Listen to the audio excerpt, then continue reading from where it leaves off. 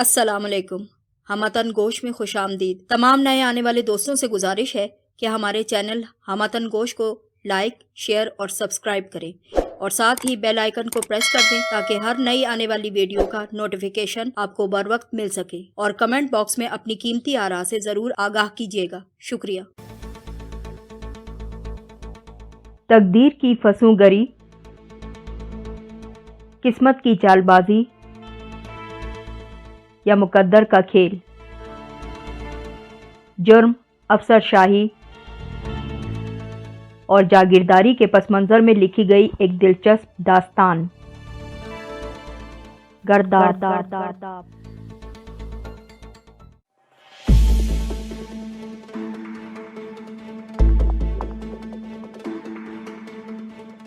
गर्दाब किस्त नंबर 2। कच्चे रास्ते पर दंदनाती लैंड क्रूज़र बहुत तेज़ी से गुजर गई, लेकिन उसके टायरों की रगड़ से उठने वाले गर्द गुबार ने यकदम ही पूरे माहौल को ढांप लिया था। रास्ते पर पैदल चलने वाले वो दो मुसाफिर जिनके हुलिये पहले ही सफ़र के बाइस बहुत ज़्यादा ख़राब हो रहे थे, इस गर्द गुबार के तूफ़ान में घिर कर बिल्कुल ही भूत लगने लगे थे। कमबख्त कैसे फ़िरौन बनकर दंदनाते फिरते हैं ज़मीन पर। अल्लाह की ज़मीन को अपने बाप की जागीर समझ रखा है इन लोगों ने। मुसाफिरों में से एक जो बहुत कम उम्र सी लड़की थी, उस तमाम सूरत हाल पर भिन्ना कर बुड़बुड़ाने लगी। बाप की जागीर समझते नहीं हैं, ये सचमुच ही इनके बाप दादा की जागीरें हैं। जद्दी पुश्ती मालिक चले आ रहे हैं ये लोग अपनी इन तमाम ज़मीनों के, तो इन्हीं की ज़मीनें हैं ना बेटा। लड़की के साथ चलते उधेड़ उमर मर्द ने हंसकर उसकी बात का जवाब देना चाहा। रहने दो अब्बा, मुझे सब कुछ मालूम है कि इनकी जागीरदारी की हकीकत क्या है। अपनी कौम से गद्दारी के इनाम में अंग्रेज़ों ने इन्हें ये जायदादें बख्शी थी, मैं सब जानती हूँ। और अब ये कौम के लीडर और खैर खा बने फिरते नज़र आते हैं। अगर खैर खा होते ना तो गांव आने वाले इस तमाम कच्चे रास्ते पर अब तक पक्की सड़क बन चुकी होती। मगर ना जी ना, ये क्यों बनवाते हैं पक्की सड़क? इनके पास तो बड़ी बड़ी गाड़ियाँ हैं और जीपें हैं, इनको भला ये कच्चा रास्ता क्या कहता है? मुश्किल तो हम जैसों को होती है ना, जो पहले बस के लंबे सफ़र में अधमुए हुए चले जाते हैं, फिर इस रास्ते पर चलकर अपनी टांगें तुड़वाते हैं। ऊपर से हवेली का कोई मकीन अगर ऐसे वक्त में अपनी गाड़ी में यहाँ से गुजर जाए तो उसकी उड़ाई हुई धूल मट्टी में भी गर्क हो जाते हैं। क्यों, सही कहा ना अब्बा मैंने? वो इस सफ़र से काफ़ी कोफ्त में मुब्तला नजर आती थी, चुनाचे चिढ़कर एक लंबी तकरीर कर डाली।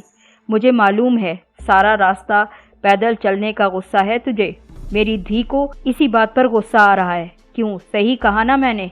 पर मैंने तो कहा था कि थोड़ा रुक जाओ, करमू का टांगा गांव का फेरा लगाकर वापस आता ही होगा, फिर उसमें चले जाएंगे। उस वक्त तो तूने मेरी बात नहीं मानी और अब चढ़ करती है।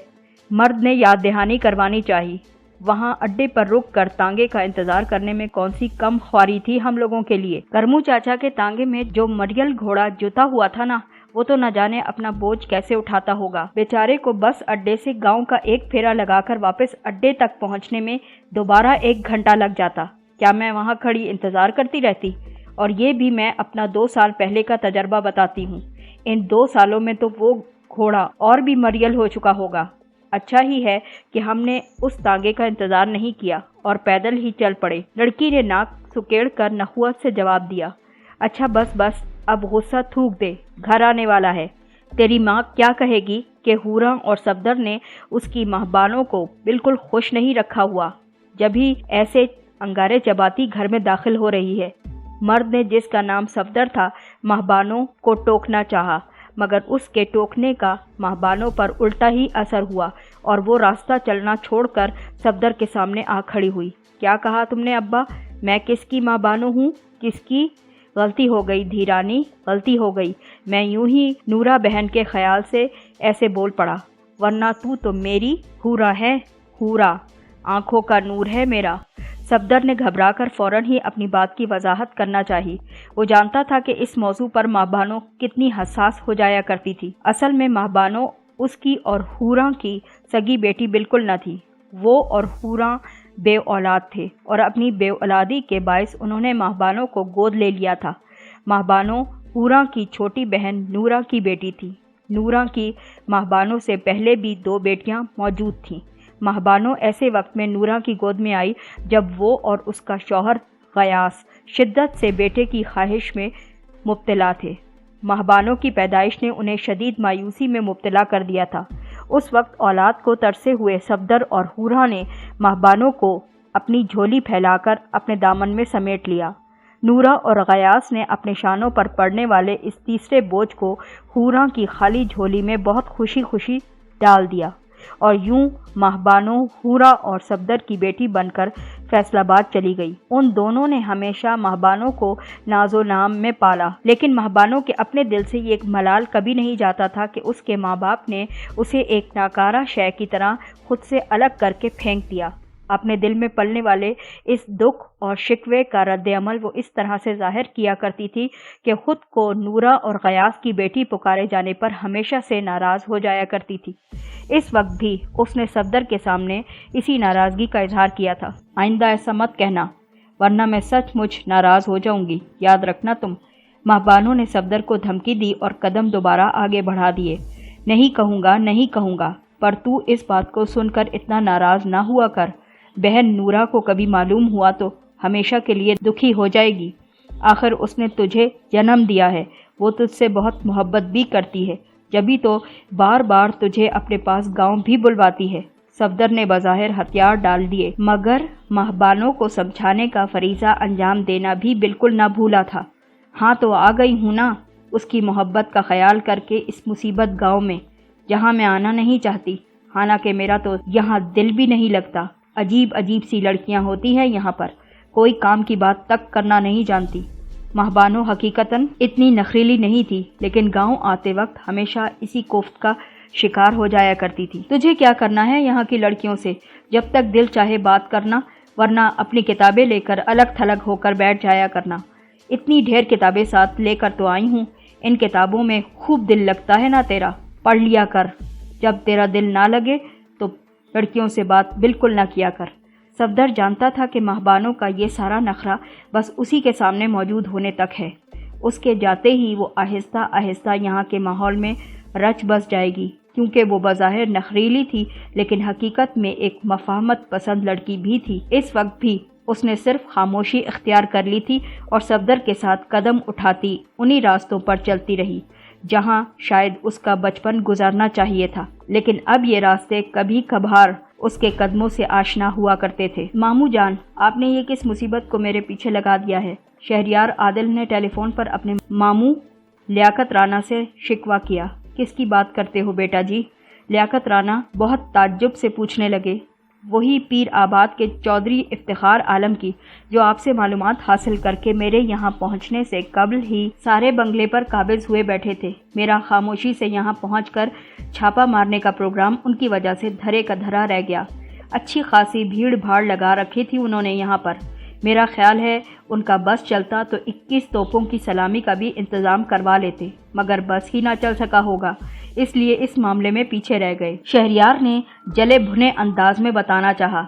लियाकत राना उसके अंदाज पर कहका मारकर हंस पड़े। आप हंसते हैं और यहाँ मेरा खौल खौल कर बुरा हाल है। मौसूफ कल सारा दिन मुझ पर और मेरे बंगले पर कब्जा किए बैठे रहे। मुलाजमीन को अहकामात तो बिल्कुल इस तरह से दिए जा रहे थे जैसे वो मेरे नहीं उनके मुलाजमीन हो। इस मुलाकात में उन्होंने मुझे अपना अच्छा खासा हिदायतनामा भी सुना डाला। मुझे किस ज़मींदार से अच्छे ताल्लुकात रखने चाहिए और किस से नहीं, किस मकामी अफसर को घास डालनी चाहिए, किन मामलात में दखल अंदाजी करनी चाहिए और किन मामलात में टांग अड़ाने से बिल्कुल गुरेज करना चाहिए। ये सब कुछ उन्होंने ढके छुपे अल्फाज में मुझे समझा दिया था। उनके अंदाज से मालूम हो रहा था कि ज़िले के तमाम काम मुझे अपनी सवाबदीद या हुक्काम बाला की हिदायत के बजाय उनके मशवरे के मुताबिक ही करने होंगे। आपसे उनके ताल्लुकात का ख्याल करके मुझे ये सारी बकवास सुननी पड़ती थी।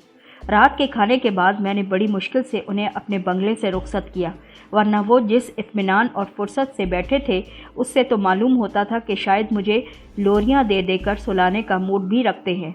शहरियार आदिल को अपने मामू लियाकत राना की हंसी एक आंख न भाई, सो वो उन्हें चौधरी इफ्तिखार से मुताल्लिक मज़ीद तफसीलात सुनाने लगा, जिन्हें सुनकर लियाकत राना के हलक से एक और बुलंदबांग कहका बुलंद हुआ। लेकिन फिर वो फौरन ही संजीदा होकर शहरियार को समझाने लगे। समझा करो बेटा जी, समझा करो। इन चौधरियों और ज़मींदारों वगैरह को भुगताना ही तुम्हारी जॉब का एक हिस्सा है। इनसे बना कर रखोगे ना तो ही कामयाब रहोगे।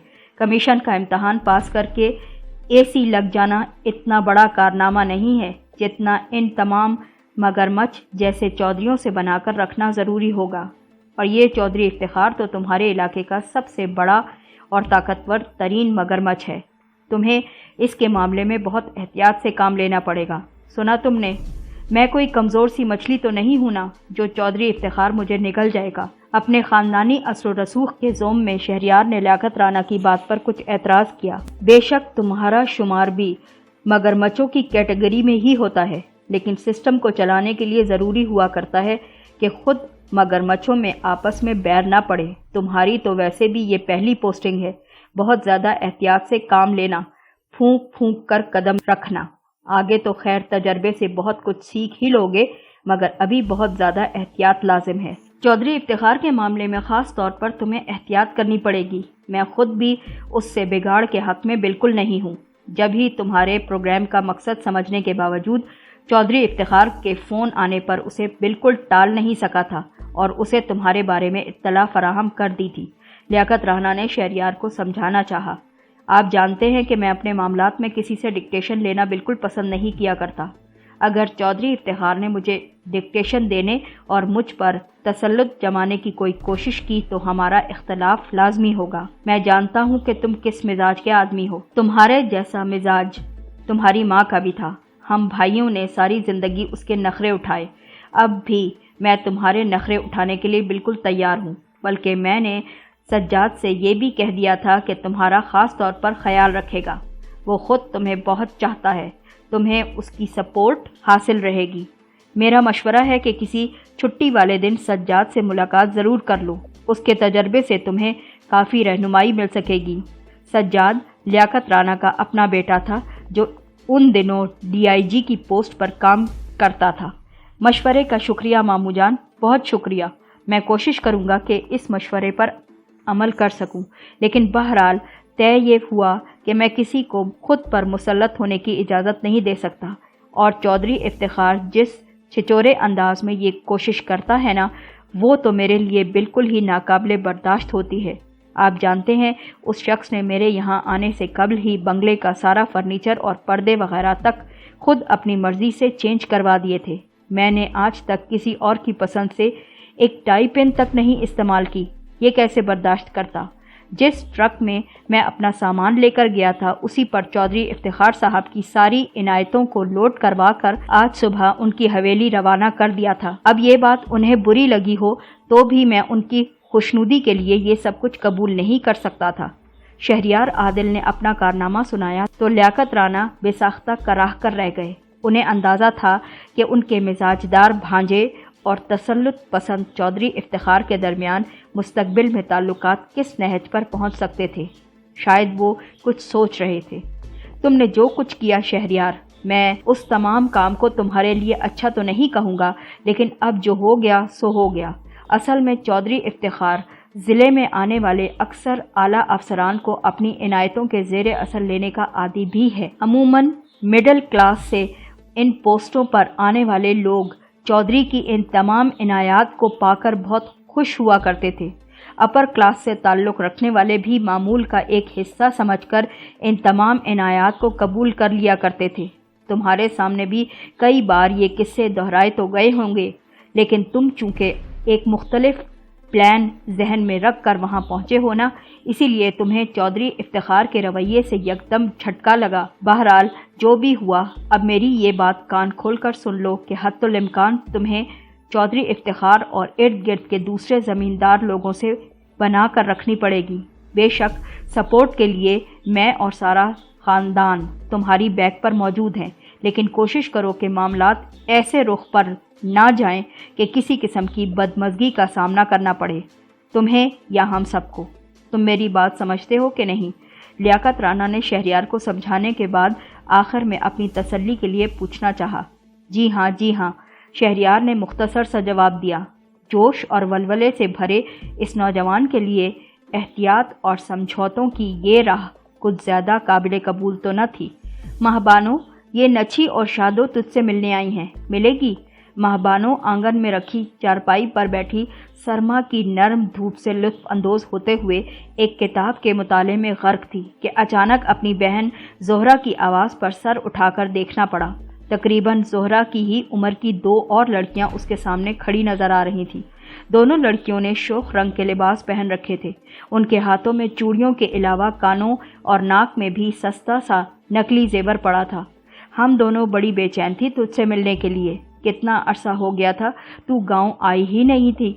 हम बस जोहरा से तेरे ठाट बाट के किस्से सुनते रहते थे। वो दोनों बेतकल्लुफी से उसके साथ ही चरपाई पर बैठ गईं और उनमें से एक महबानो को तफसील सुनाने लगी। महबानो ने सवालिया नज़रों से अपनी बहन जोहरा को देखा। वो उन दोनों लड़कियों को बिल्कुल पहचान नहीं सकी थी। ये नच्छी है और ये शादो, मासी रहमते की बेटियां हैं ये दोनों, वही जिनके घर के सामने पीपल के 2 दरख्त बिल्कुल एक साथ लगे हैं। जोहरा ने महबानो की नज़रों का सवाल समझते हुए उसे याद दिलाना चाहा। अच्छा, अब मुझे याद आया, ये नसरीन और शादाब है। कैसी हो तुम लोग?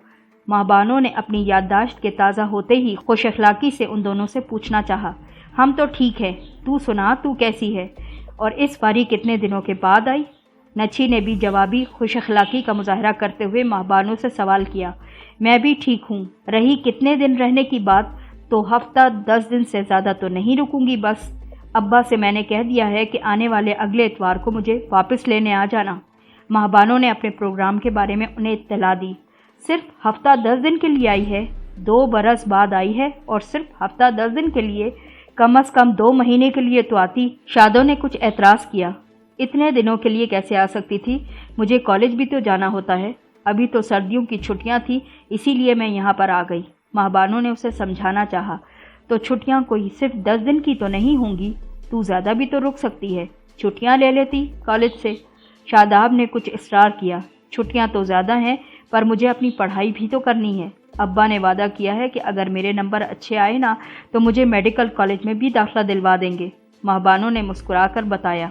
हाय महबानो, तू डॉक्टर बनेगी, मगर सुना है कि डॉक्टरी की तालीम तो बड़ी महंगी होती है। तेरे अब्बा की फलों की रेडी से इतनी कमाई हो जाएगी कि वो तुझे डॉक्टरी की तालीम पढ़ा सकें? नच्छी ने हैरत से मुंह खोलकर पूछना चाहा। जोहरा सवाल जवाब के इस सेशन को छोड़कर बावर्ची खाने में जा चुकी थी। उसे नूरा की हवेली से वापसी से कबल दोपहर के लिए खाने का बंदोबस्त भी करना था। क्यों नहीं, बेबे और अब्बा कभी मेरी कोई फरमाइश नहीं टालते। मेरी फरमाइश पर उन्होंने मुझे कॉलेज में दाखिल करवाया है। बेबे कहती है कि वो कमेटी डालकर इतने पैसे जोड़ लेगी कि मेरा दाखिला मेडिकल कॉलेज में आसानी से हो जाएगा। तेरे तो बहुत मज़े हैं, बहुत मज़े। जोहरा बता रही थी कि वहाँ कॉलेज में तूने बंदूक चलानी भी सीख ली है। क्या सचमुच तू बंदूक चला लेती है? शादाब ने कुछ इस अंदाज में सवाल किया जैसे उसे जोहरा की फराहम करदा मालूमात पर कुछ शुबा हो। सही बताती है जोहरा, बिल्कुल सही। असल में कॉलेज में एफएससी के स्टूडेंट्स को एनसीसी की ट्रेनिंग दी जाती है। बस तुम इसे हल्की फुल्की फौजी ट्रेनिंग ही समझ लो। इस ट्रेनिंग में परेड करना भी सिखाते हैं और राइफल लोड करके चलाना भी हम सीख चुके। हमारी तो इस ट्रेनिंग के दौरान शहरी दिफा की भी क्लासें होती थीं। उसमें हमें ज़ख्मियों की मरहम पट्टी कराना, इंजेक्शन लगाना और दूसरी छोटी छोटी बातें भी सिखाई गई थी। इस ट्रेनिंग के बाद तो मुझे और भी शौक़ हुआ डॉक्टर बनने का। हाय अल्लाह, ये सब कितना अच्छा लगता है तुझे। यहाँ गांव में तो बड़ी रूखी फीकी ज़िंदगी है। रोज़ाना वही एक जैसे काम करो, एक जैसे लोगों से मिलो और रात को पढ़कर सो जाओ। कुछ भी तो अलग नहीं हुआ करता। घर में टीवी तक नहीं है कि चलो उसी से दिल बहला लें। पूरे गांव में चौधरी की हवेली के सिवा सिर्फ 3 टीवी मौजूद हैं। एक तेरे चाचा के घर, दूसरा मामू ज़हूर के घर जिनका बेटा फ़ौज में था, और तीसरा मास्टर आफ्ताब के पास। हम तीनों में से एक जगह भी नहीं जा सकते। अब्बे की इजाज़त ही नहीं, कैसे जाएं? नच्छी ने बड़ी हसरत से बताना चाहा। तू तो ऐसे बोल रही है जैसे गांव की बाकी लड़कियों को इजाज़त मिलती हो। मौलवी साहब ने कितनी सख्ती से मना किया है टीवी देखने से, याद नहीं तुझे? ऐसे ऐसे अजाबों के बारे में बताया है कि मैं आज तक कानों को हाथ लगाती फिरती हूँ। जोहरा हांडी चढ़ाकर बावर्ची खाने से बाहर निकल आई थी। उसने आहिस्ता से आके सबको बताना चाहा। नच्छी की बात सुनकर कानों को हाथ लगाते हुए उसने तेज़ तेज़ मौलवी साहब के बयान को दोबारा से दोहराना चाहा। बस रहने दे तू। तेरे चाचा का घर तो तेरा होने वाला ससुराल भी है। तेरे मंगेतर ने दुबई की कमाई से ये टीवी खरीद कर भेजा है। जब तू ब्याह कर उस घर में जाएगी ना तो सारे अजाब वजाब भूल कर टीवी देखा करेगी, और वो भी खुशी खुशी। नच्छी फौरन चमक कर बोली, ना बाबा ना, मैं तो टीवी बिल्कुल नहीं देखने वाली। जिसको शौक है वो खुद ही अकेला देखता फिरे, मैं तो नहीं देखूंगी। ज़ोहरा ने एक बार फिर कान पकड़ने चाहे। भाई मेरे ख्याल में तो टीवी देखने में इतना कोई हर्ज नहीं। बंदा उल्टे सीधे नाच गाने के प्रोग्राम देखने के बजाय मालूमाती प्रोग्राम भी तो देख सकता है टीवी पर, और उससे बहुत मालूमात भी हासिल हो सकती हैं। उसके ज़रिए तो घर बैठे वो मकामात और ईजादात देखने को भी मिल जाया करेंगी जिन तक हमारी पहुंच हो ही नहीं सकती। दुनिया जहान की खबरें भी मिल जाती हैं टीवी पर। अब्बा ने तो पिछले साल ही नया रंगीन टीवी खरीद कर मुझे दिया है। तुम अपना तो जिक्र ही ना किया करो ना, तुम्हें तो बहुत कुछ हासिल है जनाब। शादो हसद भरे अंदाज में बोलते हुए ज़ोहरा और महबानों की तरफ देखने लगी। हाँ, ये तो अल्लाह का शुक्र है, मगर तुम लोग भी अपने लिए बहुत कुछ कर सकती हो।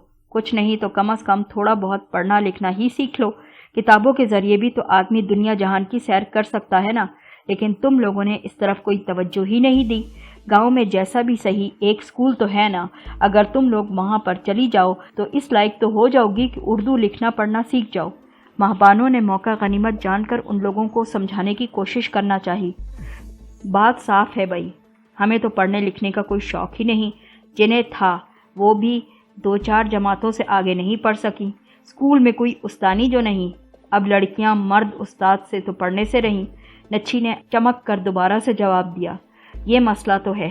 गवर्नमेंट को चाहिए कि इस सिलसिले में कुछ करे। अगर एक लेडी टीचर यहाँ आ जाए तो गांव की बहुत लड़कियों का भला हो जाएगा। महबानों ने पुरख्याल लहजे में तबसरा करना चाहा। रहने भी दो, पढ़ लिख कर हम लड़कियों ने करना क्या है। हांडी रोटी सिलाई कढ़ाई चुनाई सारे काम बगैर तालीम के भी आराम से हो जाया करते हैं। नच्छी ने गोया नाक पर से मक्खी उड़ाई। ऐसा करो महबानों, तुम इधर ही आ जाओ। तुम इधर हमारे साथ रहना और स्कूल में लड़कियों को पढ़ाना। ज़ोहरा ने अचानक ही तजवीज़ पेश करना चाहिए। मैं कैसे आऊँ? मगर मुझे तो डॉक्टर भी बनना है। महबानों पहले इस तजवीज़ पर कुछ बौखला सी गई, फिर पुरख्याल अंदाज में बोली, हमेशा के लिए तो नहीं, पर ऐसा हो सकता है कि जब गर्मियों में कॉलेज की लंबी छुट्टियां पड़ जाएं तो यहाँ रहने के लिए आ जाऊं, और जिन लड़कियों को शौक हो उन्हें लिखना पढ़ना सिखा दूं। क्या ऐसा हो सकता है? बस रहने दे, ये शेख चिल्ली के मंसूबे तू रहने ही दे। चौधरी साहब को मालूम हो गया ना कि कोई ऐसी सोच रखता है तो वो उसके टोटे टोटे कर डालेंगे। उन्हें बिल्कुल नहीं पसंद कि लड़कियां स्कूल जाएं और कुछ पढ़ें। नच्छी ने अपनी गोल गोल आंखों को घुमाते हुए तेज लहजे में महबानों को टोकना चाहा। महबानों को उसके इस अंदाज पर कुछ नागवारी सी महसूस करते हुए दोबारा किताब की तरफ मुतवज्जो हो गई, जिसके मुताले में वो उन दोनों बहनों की आमद से कबल मसरूफ़ थी। अपनी इसी मसरूफियत में उसे मालूम भी न हो सका कि नच्छी और शादो ने आंखों ही आंखों में क्या तबादला ख्याल किया और कब वहाँ से रवाना हुई। बड़ी चौधराइन ने कहलवाया है कि काम पर आते हुए महबानों को भी अपने साथ हवेली लेकर आना। नूरा सुबह तड़के उठकर जल्दी जल्दी घर का काम काज निपटा रही थी कि दरवाजे पर दस्तक हुई और आने वाली ने नूरा का मुंह देखते ही उसे पैगाम सुनाना चाहा। महबानों को बुलाया है, पर किस लिए और क्यों? नूरा हैरान थी। खुद उसका तो बरसों से मालूम था कि सुबह से दोपहर तक का वक्त हवेली वालों की खिदमत करते हुए गुजारती थी, लेकिन 4 दिन की मेहमान आई महबानों को हवेली से बुलाए जाने का मकसद उसे कुछ समझ में नहीं आ रहा था। मुझे तो खबर नहीं, तू जाकर आप ही सवाल जवाब कर लेना। वड्डी चौधराइन से पूछ लेना कि उन्होंने क्यों तेरी धी को बुलवाया है। पैगाम लाने वाली हवेली की मुलाजमा ने तंजिया लहजे में नूरा को तेजी से जवाब दिया। ना, मैं भला कौन होती हूँ वड्डी चौधराइन से सवाल जवाब करने वाली? मैं क्यों पूछूं? उन्होंने हुक्म दिया है तो मैं महबानों को लेकर ही आऊंगी। नूरा ने घबरा कर खुशामदी लहजे में आहिस्ता से जवाब दिया, क्योंकि वो जानती थी कि ये नौकरानी वहाँ जाकर क्या अंदाज इख्तियार करेगी। उसे मालूम था कि अगर इस मुलाजमा ने जाकर बड़ी चौधराइन से कुछ उल्टा सीधा भी कह दिया तो उसकी मुसीबत ही आ जाएगी। गांव के बेशतर घरों की तरह उसके घर का रिस्क भी हवेली से ही वाबस्ता था, और हवेली वाले खफा हो जाए तो अपने मुजरिम के पेट पर सबसे पहले लात मारते थे और सब कुछ बंद कर दिया करते थे। ठीक है, मैं चलती हूँ, तू महबानों को लेकर टाइम पर पहुँच जाना। मुलाजमा नखुवत से कहती पलट पड़ी, मगर नूरा के अंदर कुछ हौल सा उठने लगा। महाबानो पहले भी कई बार गांव आ चुकी थी, लेकिन इससे पहले तो कभी चौधराइन को उसे हवेली बुलवाने का कभी ख्याल नहीं आया था। नूरा के तजर्बे की रोशनी में बड़ी चौधराइन का खास तौर पर पैगाम भेजकर महाबानो को हवेली में तलब करना किसी मुसीबत का ही पेशखेमा नजर आता था, लेकिन हुक्म की तामील तो बहरहाल करनी ही थी ना। इन्हीं सोचों में घिरी वो दरवाजे से अंदर की तरफ वापस पलटी। आंगन में जोहरा तिनकों वाली झाड़ू से नीम पुख्ता फर्श पर बिखरे नीम के पत्ते समेटती नजर आ रही थी। नी जोहरा, जाकर जरा महानूर को तो जगा दे। जोहरा को हुक्म देकर नूरा बावर्ची खाने की तरफ ही चली गई। वो नहीं उठती अम्मा, लगता है मुर्दों से शर्त बांधकर सोई है। थोड़ी देर बाद ही जोहरा ने आकर बेजारी से इत्तला दी। अच्छा, तू इधर आ जा और ये दूध बिलो, मैं आप ही उसे जाकर देखती हूँ। नूरा अपनी जगह से हट गई। जोहरा ने फौरन ही उसकी जगह को संभाल लिया। जोहरा सुबह उसके साथ ही जाग जाया करती थी और घर के कामों में दौड़ दौड़ कर नूरा का हाथ भी बटाती थी। आज भी उसने गयास के खेतों पर रवानगी से पहले ही उसका और छोटे भाई इलियास का नाश्ता तैयार करके रख दिया था और अब घर की सफाई सुथराई में मसरूफ थी। नूरा की बड़ी बेटी निगार भी अपने ब्याह से कबल इसी तरह उसका हाथ बटाया करती थी, लेकिन महबानो अपनी बड़ी दोनों बहनों से बहुत ज़्यादा मुख्तलिफ नजर आती थी। शहरी ज़िंदगी और गांव से दूरी ने उसके मिजाज और मामूलात को बिल्कुल तब्दील करके रख दिया था। अब भी नूरा आंगन से गुजरकर कमरे में पहुंची तो उसे महबानो लिहाफ में दुबकी दुनिया माफिया से बेखबर सोती नजर आ रही थी। उसकी बेहद गहरी नींद को देखकर कतई नहीं कहा जा सकता था कि कुछ देर कबल किसी ने उसे जगाने की भरपूर कोशिश भी की थी। महबानो, उठ जा बेटे, देख कितना दिन निकल आया, उठ जा, शाबाश। नूरा ने नरमी से महबानो का बाजू हिलाते हुए उसे आवाज़ दी, लेकिन वो इस पुकार पर ज़रा सा कसमसा कर दूसरी तरफ करवट बदलकर दोबारा सो गई। नूरा को अंदाज़ा हुआ कि वो इतनी आसानी से बिस्तर छोड़ने वाली बिल्कुल नहीं। खुद उसके पास भी इतना वक्त नहीं था कि महबानो के पास बैठकर उसके नाज नखरे उठाया करती। उसे वक्त पर हवेली पहुंचना था, वो भी महबानो को अपने साथ लेकर। चुनांचे इस बार उसने नरमी और मुरव्वत से काम लेने के बजाय महबानो के ऊपर से लिहाफ घसीटा और उसे बुरी तरह झंझोड़ डाला। महबानो ने इस उफ्ताद से घबराकर तेजी से आंखें खोल दी। क्या है अम्मा, क्यों इतने सवेरे सवेरे पीछे पड़ गई हो मेरे? अभी तो सूरज भी पूरी तरह से नहीं निकला। महबानो ने बिस्तर पर बैठकर अंगड़ाई लेते हुए एहतजाज किया। कोई इतनी देर सवेर नहीं है, अच्छा खासा दिन चढ़ आया है। अब सूरज कमरे के अंदर आकर तो निकलने से रहा ना, तू बाहर निकल कर देख कितना दिन निकला है, अच्छा खासा उजाला तो हो रहा है। जोहरा ने घंटा भर पहले उठकर आधा काम काज भी खत्म कर डाला है, लेकिन तू अभी तक पोस्तियों की तरह बिस्तर पर पड़ी नजर आती है। हूरा ने तेरा दिमाग कुछ ज्यादा ही खराब कर दिया है। सुबह इतनी देर तक पड़ी सोई रहती है, ये अच्छी बात नहीं है तेरे लिए। नूरा ने लिहाफ तय करके रखते हुए उसे फिटकारना चाहा। तो क्या फर्क पड़ता है अम्मा, रहना तो मुझे बेबे के साथ ही है ना। अगर तुम्हें मेरा ये चंद दिन का रहना भी अच्छा नहीं लगता तो मैं अब्बा को बुलवा लेती हूँ और मैं वापस चली जाती हूँ। महबानो ने तकरीबन खफगी दिखाई। अच्छा, अब ज्यादा उल्टी सीधी बातें बिल्कुल ना कर, बाहर निकल कर मुँह हाथ धो ले। जोहरा ने तेरा नाश्ता तैयार करके लगा दिया है, जाकर खा ले। नूरा अच्छी तरह जानती थी कि महबानो के दिल में उसके खिलाफ शिकवा मौजूद है, मगर उसके पास अपनी सफाई में कहने के लिए भी कुछ न था, इसलिए बेनियाजी का मुजाहरा करते हुए महबानो को घुरका। महबानो चप्पल पैर में घसीट कर कमरे से बाहर निकली। बावर्ची खाने से मधानी की घरर घरर आवाज़ सुनाई दे रही थी।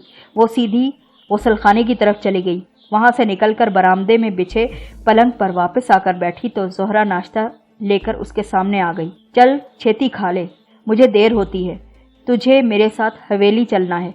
नूरा ने उसे हुक्म दिया। क्यों? मैं क्यों जाऊं तुम्हारे साथ हवेली? महबानो तकरीबन बिदकी। वड्डी चौधराइन ने पैगाम भेजा है ना कि तुझे साथ लेकर आऊं, इसीलिए तू मेरे साथ जाएगी। तू मेरे साथ चलकर उन्हें सलाम कर लेना, बस फिर वापस आ जाना, बस इतना सा तो काम है। नूरा ने उसे तकरीबन फुसलाने की कोशिश की। मुझे नहीं जाना वड्डी चौधराइन को सलाम वलाम करने के लिए, सुना तुमने? महानूर ने साफ इनकार कर दिया। देख महबानो, मुझे तंग ना कर, वड्डी चौधराइन ने खुद तुझे बुलवाया है। अगर तू नहीं गई ना तो वो बहुत बुरा मानेगी, और फिर तुझे वहाँ जाकर करना ही क्या है? सलाम करके एक तरफ बैठ जाना, मैं मौका देखकर थोड़ी ही देर में तुझे किसी काम के बहाने वापस घर भिजवा दूंगी। नूरा ने महबानो को तकरीबन समझाना चाहा। महबानो पर उसके समझाने बुझाने का क्या असर होता, लेकिन माँ की मजबूरी का ख्याल करके कुछ चुप हो गई। वो जानती थी कि हवेली वाले कितने नाजुक मिजाज लोग हुआ करते हैं। महबानो के इनकार को अपनी अना का मसला बनाकर वो लोग उसके माँ बाप और भाई बहन पर गांव की ज़मीन भी तंग कर सकते थे। महबानो अपने इस चंद रोज़ा क़याम को अपने घर वालों के लिए मुसीबत का बायस नहीं बनाना चाहती थी। चुनांचे दिल में नागवारी महसूस करने के बावजूद थोड़ी ही देर में चादर ओढ़कर नूरा के साथ हवेली जाने के लिए तैयार खड़ी थी। सलाम करके एक तरफ चुपकी खड़ी हो जाना, बस, ज़्यादा पटर पटर करने की ज़रूरत नहीं।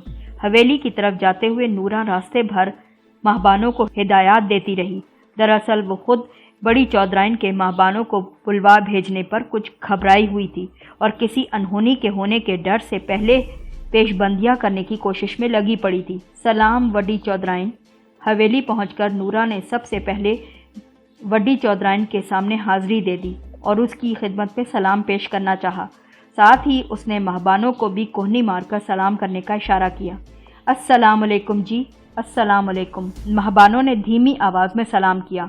चौधराइन, जो चौधरी इफ्तिखार की बीवियों में पहले नंबर पर और उम्र में सबसे बड़ी होने की वजह से वड्डी चौधराइन कहलाया करती थी, सलाम का जवाब देने के बजाय बगौर महबानों का जायज़ा लेने लगी। महबानों अपनी बहनों के मुकाबले में लाख खुले माहौल और आज़ादी में पली बड़ी लड़की थी, लेकिन बड़ी चौधराइन की खुद पर भी तनकीद भरी और काटदार निगाहों से कुछ सहमने लगी। शहर की कुड़ियों की तरह फैशनी लगती है। तूने तो बहन को अपनी कुड़ी देकर उसका नाश मार दिया ना नूरा। महबानों के सादा से कॉटन के सूट और बड़ी सी चादर के बावजूद बड़ी चौधराइन ने फतवा सादिर किया। क्या करती जी, माँ जाई के आंसू और अकेलापन तो नहीं देखा जाता ना मुझसे। उसने झोली फैलाई तो मना नहीं कर सकी। नूरा ने खुशामदी लहजे में बड़ी चौधराइन के सामने उज़र पेश किया। महबानो अपनी जगह चुपचाप खड़ी होंठ काटती रही।